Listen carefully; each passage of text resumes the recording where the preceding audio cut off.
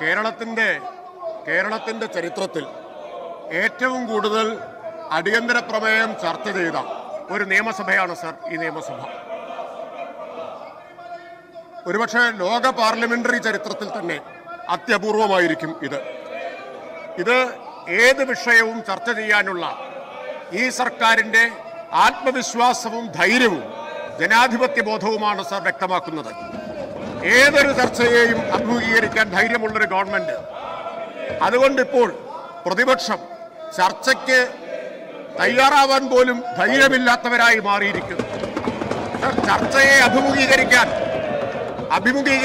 തയ്യാറുള്ളൊരു ഗവൺമെന്റും ചർച്ചയിൽ നിന്ന് ഒളിച്ചോടുന്ന ഒരു പ്രതിപക്ഷവുമാണ് ഇന്ന് കേരളം കണ്ടുകൊണ്ടിരിക്കുന്നത്. കഴിഞ്ഞ 6 ദിവസത്തിനുള്ളിൽ 4 തവണയാണ് സഭ നിർത്തിവെച്ച് ചർച്ച ചെയ്തത്. 6 ദിവസത്തിനുള്ളിൽ 4 തവണ. സർ, ഈ സർക്കാരിന്റെ ആത്മവിശ്വാസത്തെയാണ് ഇത് കാണിക്കുന്നത്. ഇന്ന് നോട്ടീസ് പോലും നൽകാതെ ഈ സഭാ നടപടികൾ തടസ്സപ്പെടുത്തുന്നത്, അതും ചരിത്രത്തിൽ അത്യപൂർവമായ തരത്തിൽ ചോദ്യോത്തരവേള തന്നെ തടസ്സപ്പെടുത്തുന്നത് ഈ പ്രതിപക്ഷത്തിന്റെ ഭീരുത്വത്തെയാണ് സർ കാണിക്കുന്നത്.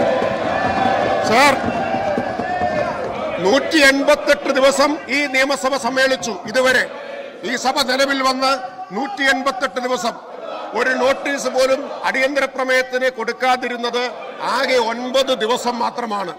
ഇപ്പോഴിതാ ഇതൊരു പ്രധാനപ്പെട്ട വിഷയമാണ് എങ്കിൽ ഒരു നോട്ടീസെങ്കിലും കൊടുക്കാനുള്ള പാർലമെന്ററി മര്യാദ, സഭയോടുള്ള മര്യാദ ഇവർ കാണിക്കണ്ടേ?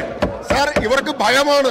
നോട്ടീസ് കൊടുത്താൽ സർക്കാരെങ്ങാനും ചർച്ചയ്ക്കെടുത്താലോ അപ്പോ ചെമ്പ് വെളിച്ചത്താവും കള്ളി വെളിച്ചത്താവും എന്നതുകൊണ്ട് നോട്ടീസ് കൊടുക്കാൻ പോലും ധൈര്യമില്ലാത്തൊരു പ്രതിപക്ഷം.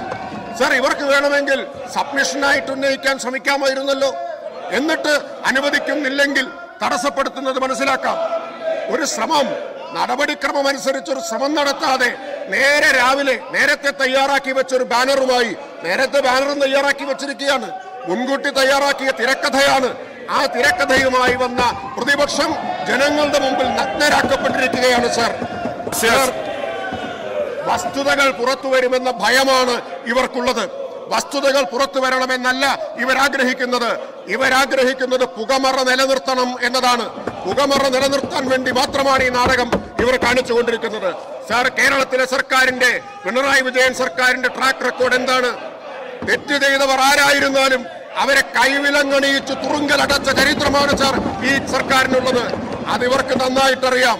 അതുകൊണ്ട് സാർ, പ്രതിപക്ഷത്തിന്റെ ഈ നടപടി സഭയോടുള്ള ആദരവാണ്, ഇത് ചെയറിനോടുള്ള അനാദരവാണ്, കേരളത്തിലെ ജനങ്ങളോടും ജനാധിപത്യത്തോടുമുള്ള അനാദരവാണ് എന്ന് രേഖപ്പെടുത്താൻ എന്ന് പറയാൻ ആഗ്രഹിക്കുകയാണ്.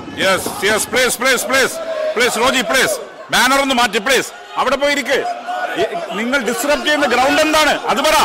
On what ground? എന്ത് ഗ്രൗണ്ടിലാണ് ഡിസ്റപ്റ്റ് ചെയ്യുന്നത് അത് പറ. ഡിസ്റപ്റ്റ് ചെയ്യുന്ന ഗ്രൗണ്ട് എന്താ? നിങ്ങൾ എഴുതി തന്നോ? നിങ്ങൾ എഴുതി തന്ന നോട്ടീസ് നൽകിയോ? ഒരു നോട്ടീസ് നൽകിയിട്ടില്ല. നോട്ടീസ് നൽകിയോ? ഇല്ല. ഡിസ്റപ്ഷന് ഗ്രൗണ്ട് പറ. ഈ സഭ ഡിസ്റപ്റ്റ് ചെയ്യുന്ന ഗ്രൗണ്ട് പറ. നിങ്ങൾ ഒരു ഗ്രൗണ്ടും ഇല്ലാതെ ബഹളം ഉണ്ടാക്കരുത്. ഡിസ്റപ്റ്റ് ചെയ്യുന്ന ഗ്രൗണ്ട് പറ. ഈ സഭ ഡിസ്റപ്റ്റ് ചെയ്യാനുള്ള ഗ്രൗണ്ട് നിങ്ങൾ പറ. അതെ, നിങ്ങൾ തന്നോ? ഒരു നോട്ടീസ് പോലും നൽകിയിട്ടില്ല. ഒരു നോട്ടീസ് പോലും നൽകാതെ എങ്ങനെയാണ് ഡിസ്റപ്റ്റ് ചെയ്യാൻ? യെസ്, രാമചന്ദ്രൻ. യെസ്.